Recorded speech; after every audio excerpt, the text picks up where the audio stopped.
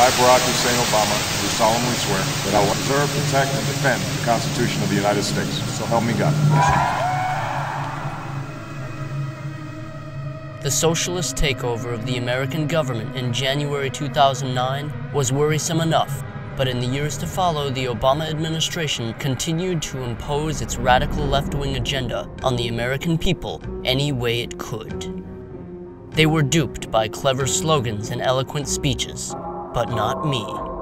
I knew the real story of Barack Hussein Obama. I knew about his hidden past, his far-left views, and his plans to transform America into a communist state. How did I know this? I watched Fox News, and I was not alone. Millions of Americans joined the Tea Party movement, concerned citizens who came together to take back their country. These citizens built a grassroots movement to change America. Today, hundreds of thousands of Americans have gathered in Washington, D.C. to attend the Rally to Restore Sanity and/or Fear with Jon Stewart and Stephen Colbert. I came to find out if anyone else here was concerned about the Obama administration and its radical threat to America. I said, "Gimme sanity."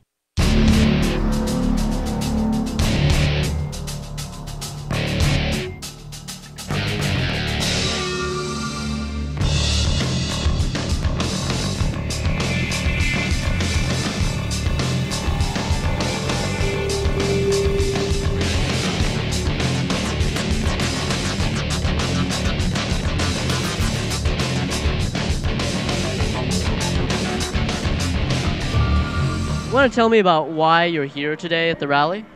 I'm here because I believe in Jon Stewart's message that our discourse is absolutely insane, and all that drives people is fear and ridiculousness.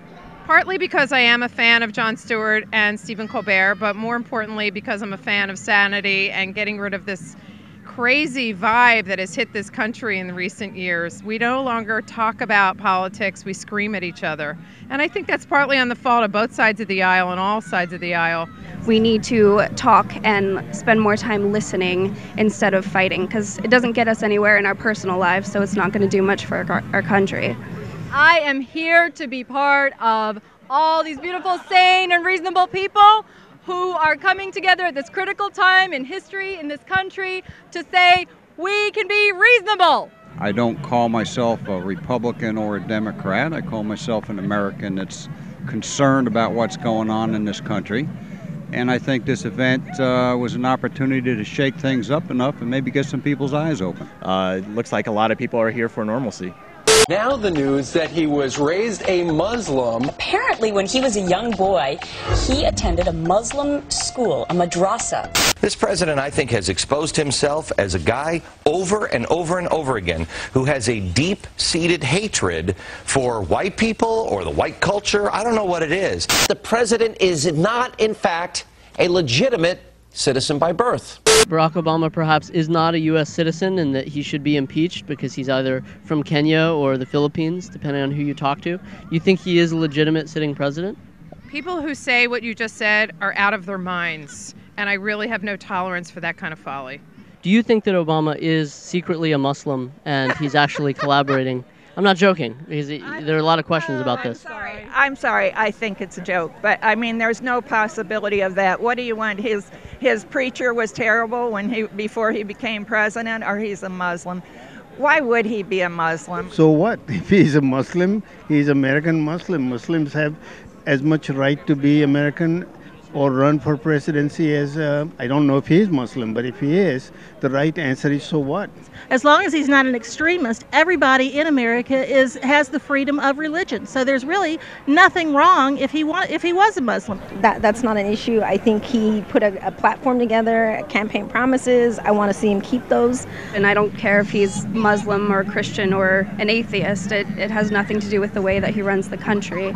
And it's already been proven that he was born where he says he was, so I don't think it's an issue. Do you think the United States is a Christian nation? I think it's a very diverse nation full of many different people of different beliefs, and to call it a Christian nation would be unfair to them. You know, people who are conservative, they have their rights, but I think it's getting to the point where mixing fundamental religious beliefs with political discourse, and one of the things that we should not have is an interaction between those two. The whole issue with the mosque, being in New York City, that's where I live right now, and I mean that's just been another political hotbed conversation, because if they want to build it, it's not on the World Trade Center site, it's about 4 blocks away. I mean, they're entitled to do that just as, any other religious group is entitled to build it. Just because they're Muslims, that shouldn't exclude them, or we shouldn't, cherry pick which rights they get. It reads like something that was brought up in the early 1930s in Germany. I'm just tired of seeing all those signs that are like, Bush equals Hitler, Obama equals Hitler, because Hitler equals Hitler. I don't really think anyone else is really equivalent to Hitler. There are correlations between Obama and his march towards socialism and the early days of the Nazi regime. You don't see those connections. I see a lot more connection toward the Nazi regime with people stomping on dissidents' heads. Well, that's just a warning. Of course they know he's not Hitler yet, but he could be. Well, I would say I don't see him doing anything that leads to in that path, really. I mean, people seem to make these things up like, this is what happened in Germany, but it's not really comparable to what happened in Germany usually. Whether he's a socialist or dictator, it's going to end up like a totalitarian state. It just seems like nonsense, and it's easy to say, but it's hard to prove. If you don't like the guy, speak against his policy, make a civil discussion, but coming up with these innuendos make no sense at all. Americans are seriously and correctly worried that this is going to destroy the health care their parents get, that this is going to lead to government-imposed euthanasia. Absolutely, and I think people are fed up because they hate this bill, and now they've seen the corruption that's gone into it, and they hate it even more, and they hate all the people who are forcing it down our throats. Are you at all concerned about death panels terminating the life of grandma? Absolutely not. Though that is propaganda used by the extreme right wing, which is backed by insurance companies. Most Americans are opposed to death panels. They are opposed to healthcare rationing. So you didn't say that. You didn't say that. Healthcare is rationed now. It's for rich people, for people who can afford it or who have insurance, and those that don't have it don't get it. We cannot sustain what we've been experiencing in recent years between the amount of money we spend in this country on healthcare, the escalating costs, and the lack of real outcomes, in my opinion. There's got to be something drastic done. And the healthcare reform that was passed did a very small amount of change that we really do need, but it's a step in the right direction. It's doable, and we have mechanisms out there. And I know for like the Indian healthcare system that's been run for Indian people all over the country, they've been doing so much with just the little bit of money they've been getting. It's going to be very hard for insurance companies to deny somebody health insurance because of pre-existing conditions. And I think a lot of people that think they're against it don't understand everything that it covers, and they haven't felt the effects of it. Anything else that the space aliens would like to share with us today? To cut government costs, just let us rule you. We'll rule you for free. Well, Barack Obama says he wants to, quote, spread the wealth. You've got Sweden saying that we are too socialist now. You think that Barack Obama is a socialist? No, absolutely. Apparently, a lot of people don't understand the actual definition of socialism. Socialism, especially if you're talking about it referring to healthcare, it's socialism if the government not only owns all the facilities, but also has all the doctors and nurses and everybody else on their payroll. We're nowhere near that. I think some of his ideas are leaning towards socialism, but that's not necessarily a bad thing. I mean, when you looked at the New Deal, that was socialism, and that's not terrible. Having Medicare is partly socialist, and that's not terrible either. Taking care of the people in this country who need help, if that's socialism, then I'm a socialist. I'm certainly what I could think of myself as a progressive. We had a budget surplus. 8 years of a Republican administration kind of destroyed that. Concentration of wealth in this country has gotten to such epic scale that it's a real threat to our republic. it's not that there's been a transfer of wealth from the very wealthy or the large corporations to these poor people. That's not what's happened. The transfer of wealth over the last decade, and really for many years before that, was a transfer of wealth from the middle class to the very wealthy. Well, that's Reaganomics. That's trickle-down economy theory, right? Awful. Reaganomics is ridiculous. It doesn't work. The very wealthy and the corporations have paid less in taxes, or have had the tax rates lower for the last decade than they've ever been. And yet at the same time, and don't take my word for it, feel free to look it up, the 2000s have been the worst decade ever for investment. Wealthy people accumulated their wealth through their own hard work, through their own virtue, and why should they be disproportionately taxed from those that earn less for a variety of reasons? To those who say that, I would say, fine, let's have a really stiff inheritance tax, and then everybody can start with a more even playing field. I own a small business. I don't hire more people because I get a tax break. I hire more people if more people come in and purchase the services that my business offers. There in Alaska, I always think of the mama grizzly bears that rise up on their hind legs when somebody's coming to attack their cubs, to do something adverse toward their cubs. No, the mama grizzlies, they rear up. What do you think of Sarah Palin and the Mama Grizzlies movement to take back the country for conservative, traditionally minded women?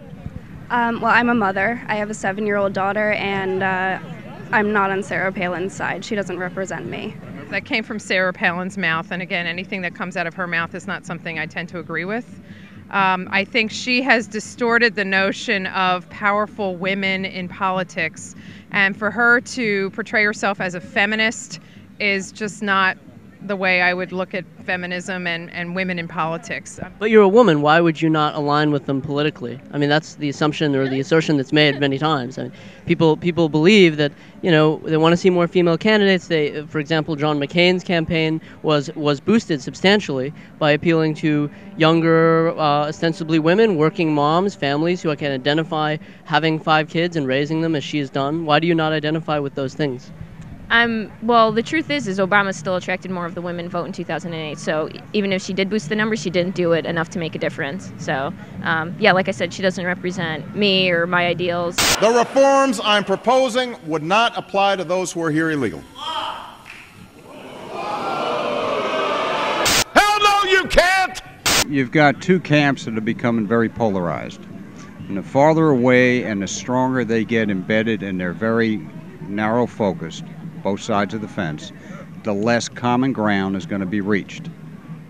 Democracy is the compromising for the better of the good, and we're not getting that. Currently, the Republicans in Congress are so focused on political gains and political gamesmanship and filibustering everything. I just want them to start focusing on governing instead of their own personal political partisanship. And it seems like every step of the way he's meeting stonewall resistance from those that could, and in my mind as an American, should be helping the cause for the American people. What do you think about the Tea Party rallies and the Tea Partiers over the last couple of years? I think that they're being completely manipulated by powerful corporate interests that do not have their interest in mind at all. Well, they would tell you that they're concerned about America, the way this country is changing. Why can't you take them at their word?